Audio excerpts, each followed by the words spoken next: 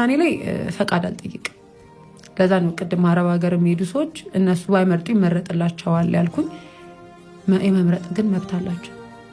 ልመጣ ነበር ሲሉ አረ ሽንኩርት 200 ብር ገብቶ የት ነው የምትመጪ ብትባል ምስር 200 ገብቶ ምን አገባኝ አንድ ጭልፋ ነው የምበላ ብላ መምጣት አለባት። መቼ ነው ሽንኩርት የሚቀንሰው? እየጨመረ ነው። የእሷ ደሞዝ መቼ ነው የሚጨምረው? መቼ ኮንትራት እኮ ነው። የእሷ ብር ጌን አያደርግም። ኑሮ ግን በቃ ይሄዳል። ስለዚህ በሚቀጥለው ዓመት ደግሞ ከሽንኩርትም ወረድ ሊሉ ይችላሉ። ያለ ሽንኩርት ነው የምናቁላለው ግን እሱም የለም ልትባል ትችላለች። ስለዚህ ያለ ሽንኩርት የሚበላ ነገር መጀመሪያ አስባ መምጣት አለባት። ለእኛ መፍትሄ ያለው እኛ ጋር ብቻ ነው እና የግድ የለሽ ምናምን የሚል ሰው የለም። ካለም ለአፉ ነው የሚለው።